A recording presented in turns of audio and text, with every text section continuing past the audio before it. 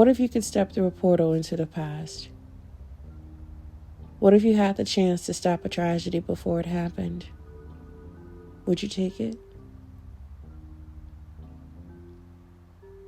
In Stephen King's 11/22/63, a man named Jake Epping is given that choice to stop the assassination of President John F. Kennedy.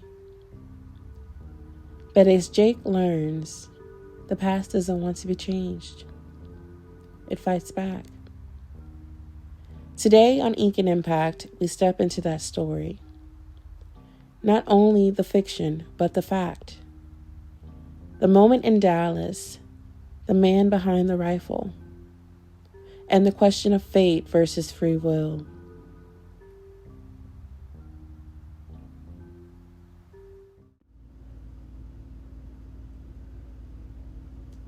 You think that if JFK lived, Robert Kennedy would have run for president? Seriously. It's doubtful. So, if Bobby doesn't run, that means no Sirhan at the Ambassador Hotel in 1968. Save JFK, save his brother. And that's what I mean about the butterfly effect.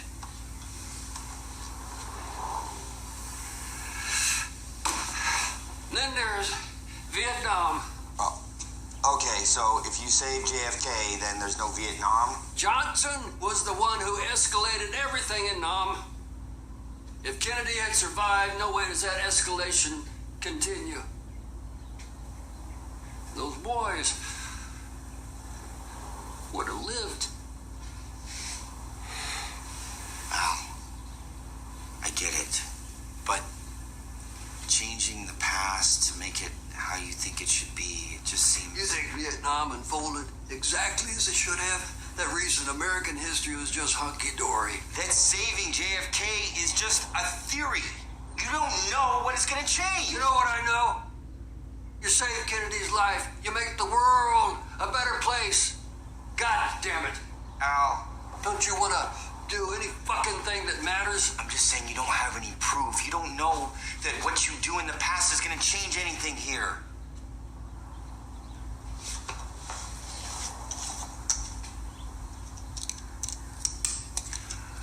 Go see.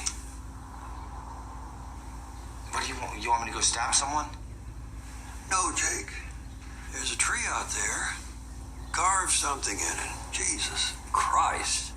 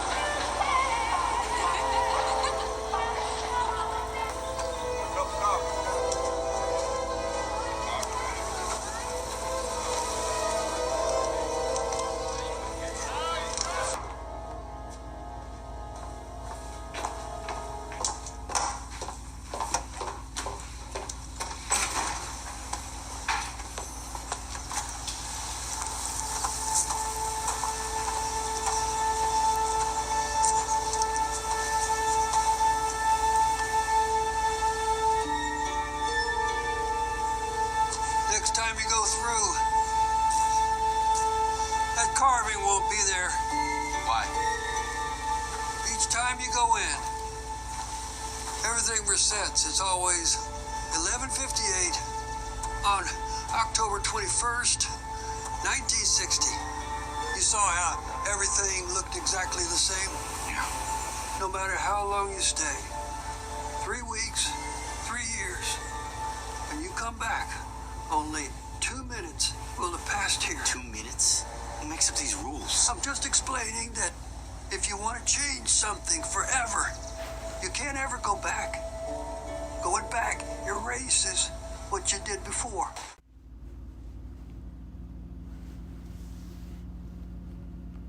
November 22nd, 1963, Dallas, Texas. The day began like a celebration. Crowds gathered at love-filled airport, flags waving, children on shoulders. At 11:40 a.m., President John F. Kennedy and First Lady Jacqueline Kennedy stepped off Air Force One, greeted by cheers.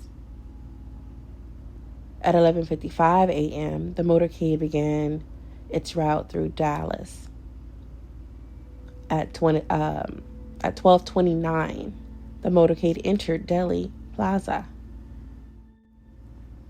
Inside the limousine was Secret Service agents William Greer and Roy Killiman in the front, John Connally, the governor, and his wife Neely in the middle, and in the back was President and the First Lady. At 12:30 p.m., the shots were fired. The first shot missed, striking the curb and wounding a bystander, but the second struck Kennedy in the back and exited his throat and hit Governor Connally. A chain of wounds explained by what became known as the single bullet theory.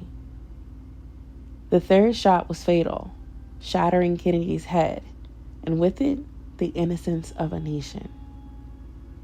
Jackie Kennedy, in shock, reached across the trunk of the car, reaching for what just had been taken. By 12:32, the limousine was reaching the Parkland Hospital. By 1 p.m., John F. Kennedy was pronounced dead. The violence continued. At 1:08 p.m., Dallas police officer J.D.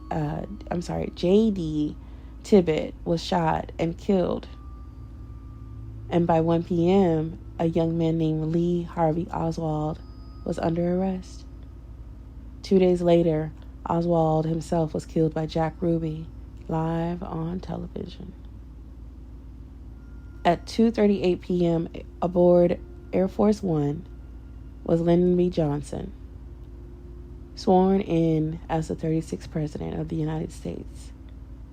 Beside him, Jackie Kennedy in her pink suit, stained with blood. That day, America didn't just lose a leader. Many say it lost its innocence. And yet, even the facts remain contested. The single bullet theory, the missing pieces, and the unanswered questions.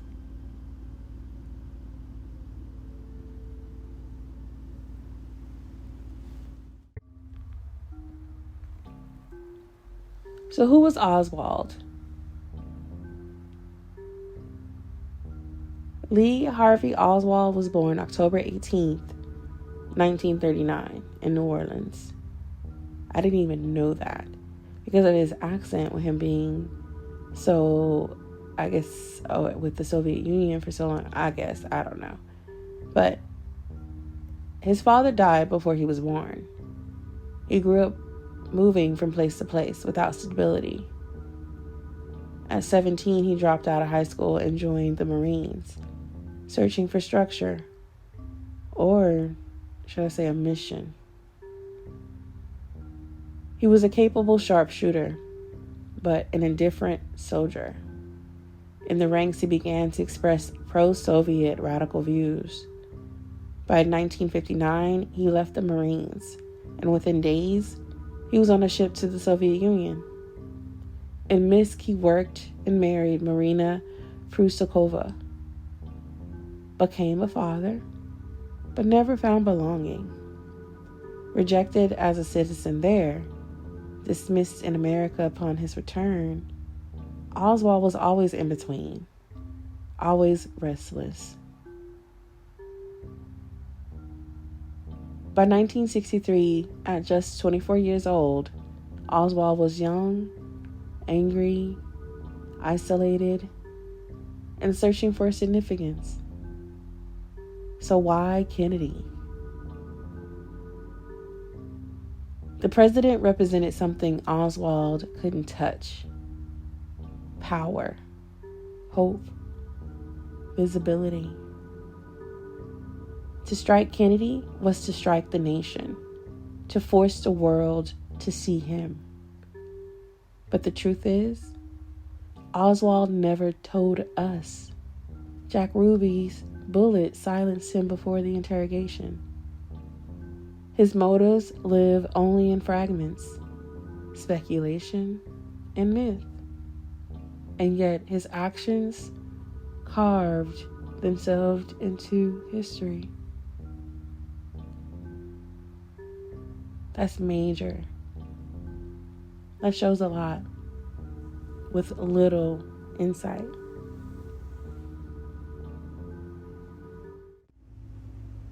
What I saw was it was really impossible to tell one way or another, but I agreed with him because I wanted to finish with this before he collapsed. And I intended to see him safely into his bed before I left. What I'm telling you, Jake, is that you can change the past, but it's not as easy as you might think. That morning, I felt like a man trying to fight his way out of a nylon stocking. It would give a little, then snap back just as tight as before. Finally, though, I managed to rip it open. Why would it be hard? Because the past doesn't want to be changed? Something doesn't want it to be changed. I'm pretty sure of that. But it can be. If you take the resistance into account, it can be.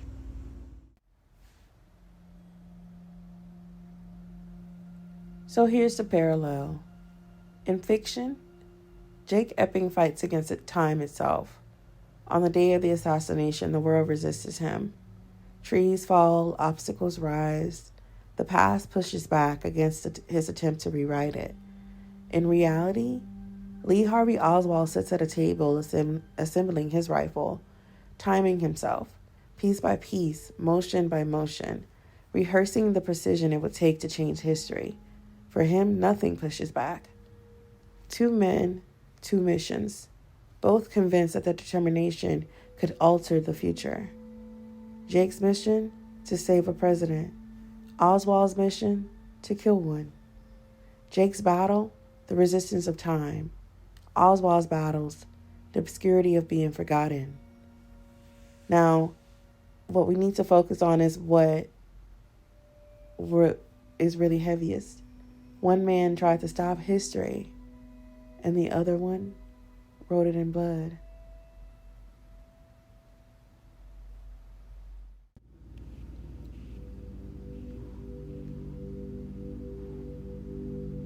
And so we come to the question, fate or free will? Was it Oswald's decision alone, his free will, that shaped that November day? Or was it destiny already written into the fabric of history? If every decision we make becomes part of God's plan, does free will itself become destiny? We like to believe we can reset, start over, rewrite. But life doesn't give us a restart button. The outcomes of someone else's actions aren't ours to change. That responsibility belongs to God alone. Now there's a relief in that truth, because it means that the weight of history isn't on our shoulders. We're called only to live faithfully in the present. God already knows the choices we'll make, even before we make them. His plan is greater than our what ifs. Now maybe the lesson isn't about stopping bullets or rewriting history. Maybe it's about trusting that even in tragedy, even in loss, even in moments that break us, God is still writing a story bigger than ours. And in that story, there is peace. There is freedom. There is no need to reset.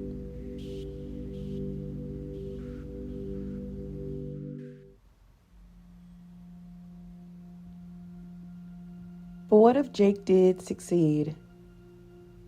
What if Kennedy lived?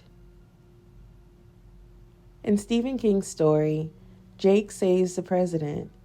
History is rewritten. But what follows isn't what he expected.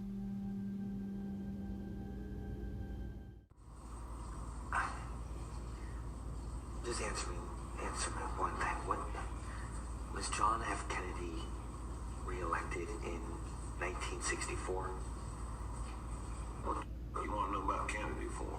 Just do. He was president 2 times before Wallace. Wallace. George Wallace was president. What about Vietnam? Was there a Vietnam War? No. Robert Kennedy, was he killed in 1968? I don't think so. 9/11. Does that mean anything to you? What did Kennedy do when he was president? Anything good? Oh, you talking about the camps? The camps? I took my mama and my brother and sister to a Kennedy refugee camp, 1975. After the first bombings, we didn't have no place else to go. And the camps were bad places. Bad things happened there. Ellen got taken away. Tuggy joined the militia when he was 15. I've never seen him again. When Mama died of the flu, I just ran away. Why were they called Kennedy camps? Because he founded them when he wasn't president anymore. After the riots and the bombs. I don't understand. I thought JFK would have made things better.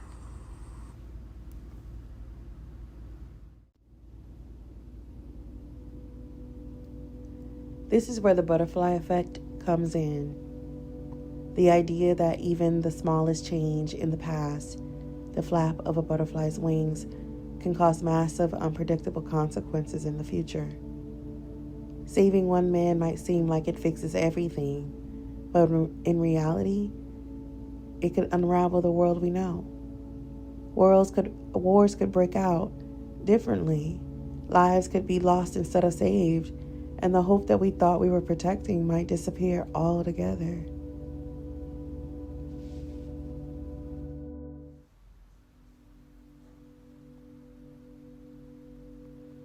The clip we just heard is a reminder that even if Jake saved Kennedy, the outcome wasn't what he expected.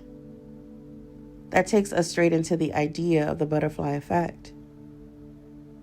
Back in 1972, MIT meteorologist Edward Lorenz posed a famous question. Does the flap of the butterfly's wings in Brazil set off a tornado in Texas? Now, in popular culture, people often use that phrase to say that tiny events have huge direct impacts. But Lorenz's actual point was a little different and much deeper. He meant that in a complex systems, like the weather or like history, even the smallest changes at the start can lead to outcomes that are completely unpredictable. You can't calculate every possibility because the web of causes and effects is just too complex. That insight became the foundation of chaos theory. And here's where I bring it back. To me, this shows why trying to control the past or the future isn't ours to carry. Oswald and Jake had something in common. Both tried to control what wasn't theirs to control. Oswald played God with who lives or dies, driven by ego and ideology. Jake tried to rewrite the past, believing he could create a better outcome. But how do we know? How could Jake know that saving Kennedy would really save the future? What if the variables of that one moment unraveled everything else? That's why I believe only God can see the whole picture. Only He holds the future in His hands. If we had that kind of power, it would keep us from truly living in the present. So while chaos theory shows us that outcomes are unpredictable, God's word shows us that He is unshaken. He already knows the ending from the beginning.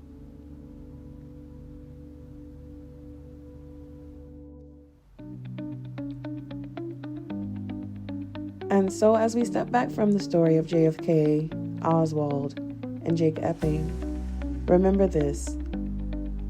The actions of one person with determination can shape the world, for good or ill. But the power to change history also comes with a weight of consequences we can't predict. So we leave you with this challenge. Would you step through the portal? Or would you leave the past untouched, trusting that the fate has already made its choice?